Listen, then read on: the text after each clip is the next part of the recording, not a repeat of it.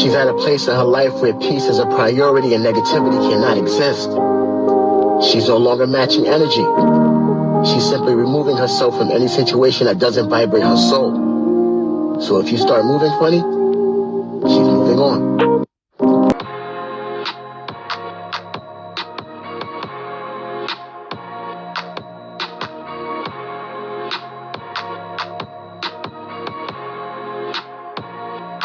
What's up, my Fina love? Sisters Fina D coming to you all from Fina Team News. She's an icon, she's a legend, and she is the moment. Now, I've used messy Marlo, miserable Marlo, thirsty Marlo, even the word monster. Now, I've seen Mugshot Marlo flying all over social media, but I've never used it because you know what? We are all capable of changing. Oh yes, Marlo have 150 mugshots. She did this, she did that, whatever. She's doing her best to change her life around. It's been years since she's been arrested. So although it might not be an epic, gag or shade or all of that, people still use it because it's the truth. She have mugshots out there. However, it's perfect for this topic because we're talking about the law, courts, people calling police, and all of that. And a specific scene on The Real Housewives of Atlanta season 15 that now has Kenya, soon-to-be ex-husband, running back to file paperwork for her to be held in contempt because she did not abide by their custody agreement. And that's him saying that Kenya placed Brooklyn in harm's way when Marlo kicked her hotel room door. Let's go to her room. Let's go ask her. Let's go. She might be asleep. I can call and get a key to the room. I can call and get a key to the room. I can call and get a key to the room. You really thought you could call and get a key to her room to illegally enter her room while she have a daughter there? No warning. Someone just walking into your dark room. Girl, you better be counting your blessings. The fact that you even thought that was going to be a good idea to maybe I can get a key to her room. No warning, no heads up. I'm just going to break in your room and enter while you have your daughter sleeping. It truly is. Let's continue to listen. Friend. Copyright reasons, I have to mute some parts. But as you can see, Sonia is knocking on the door. Bang on my goddamn door! Summer! What's wrong with you? Nothing, Summer! My child is here! Stop! Psycho asshole! She said her daughter's in there. We're not No, that's bullshit. Get your ass out here and put Brooklyn in another room. When Kenya opened the door and said, "My daughter is in here," that was it. She did not have to explain herself after that. Marlo just doesn't know when to say when. I understand you're desperate to keep your peach. It's a show, all of that, I get it. But there's a line. When someone says, "My daughter is in here," she should have instantly had a reaction like all the other ladies. She said her daughter is in here and they all turn around. Because at that point, you can't lie and say, "I didn't know." But to continue to raise your voice and to bang on her door and do all of that, even after she said her daughter was in there, absolutely, she took it too far. But it's not Kenya's fault. Kenya did her job. She was done filming. She went to her room. She was in the privacy of her own room, not bothering anybody. And then Marlo did that. Yes, Sheree also kicked the door. But the rest of the ladies had enough sense to move on. Like I said previously, Monster Marlo, Messy Marlo, Miserable Marlo was the only one that had to take it too far. Now, of course, Mark had more things that he reported in his paperwork. Like, for example, he said that, a part of the custody agreement, he's supposed to have access to Brooklyn during the day for FaceTime calls and things like that. And Kenya is not allowing that to happen. And there are certain commercials or things that Kenya had Brooklyn in that she did not run by him. Now, according to their agreement, Kenya has the final say. Okay, so she can say, "Hey, Mark, I think this commercial or this opportunity will be great for Brooklyn." And Mark can say, "You know what?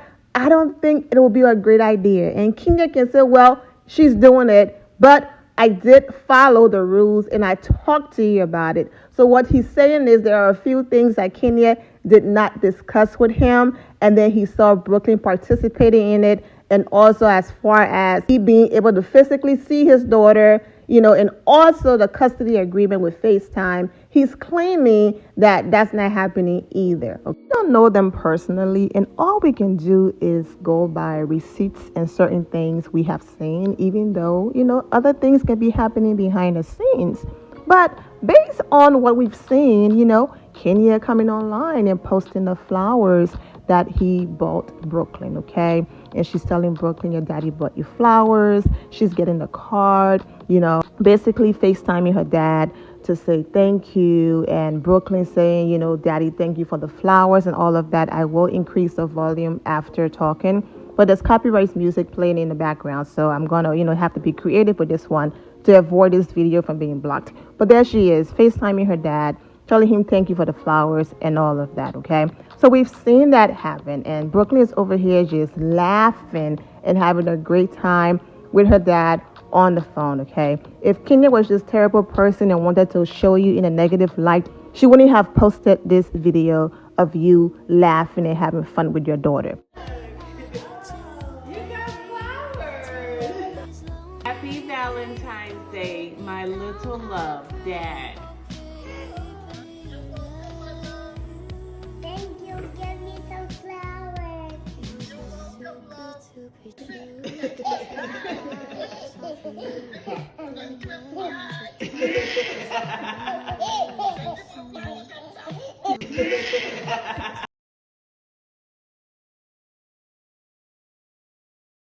They took family vacations together, even though they were still going through a divorce. They celebrated her birthday together. So my point is, even though some of these images and videos are old, Kenya did try. She went above and beyond to not bash this man. This is the father of my daughter. She did not have to post, like I said, the flowers and anything else. But she was just posting to show, look, this is Brooklyn's father. We are doing our best co-parenting, and it's all good. So this woman is not out here trying to destroy Mark Daly. She's not out here doing anything, okay? What Marlo did was wrong, okay? Even though it wasn't Kenya's fault. One of the top reasons why he's doing all of this is on Sunday's episode, he saw his daughter being introduced to another man, and that just set him off and pushed his buttons for papers to be filed the next day. Let me pretend like I hate Kenya, I don't want her, but also I really do want Kenya, and I do not want her to move on. My life is miserable. This woman is traveling in Paris, having a great time, fashion week, front row, doing her thing. Business is booming. Everything is going great in her life. She's not thinking about me, and now she's moving on with somebody else, even if he's just a friend. He met my daughter. Now I'm mad. Now I'm going to make her life miserable. Now nobody else can have her, because with me consistently dragging her in court, the next man is going to be like, you know what? I like you, but you have too much going on, sweetheart. So go ahead and handle those situations. When you're done and I'm still around, we will figure it out. But right now, you just have too much baggage. I want no parts of it. And that's exactly what's happening right now. Especially this moment right here. Of course, Brooklyn was being supervised, okay? Kenya had her people on set, all right? But it's like Brooklyn is away in the corner. Her mom is over there, and she's talking to this man. He's like, oh, heck nah. Child, Mark Daly is petty, okay? Petty. Anyways, I do have a separate video coming up that's going to talk about Brooklyn and her mom commercial. I saw some people going in because the part about Cynthia Bailey was cut out. You know, miserable Marlo was online shading this moment with Kenya and her friend. It's just a hot mess. So I have all of those videos coming up. I also have my review of the episode, but Mr. Petty Mark Daly, did what he did, so I had to talk about that first. As far as Kenya and this situation, they are still friends. They are still cool.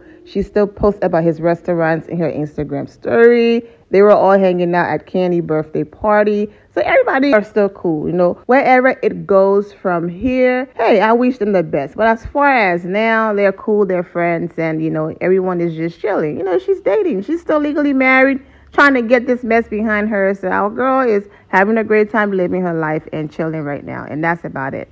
And thank you all again for subscribing to my YouTube membership. The link is in the description below to subscribe. I'm wishing all of you well and take care. My loves, thank you all for your love and support. If you're not subscribed to the channel, go ahead and subscribe to the channel.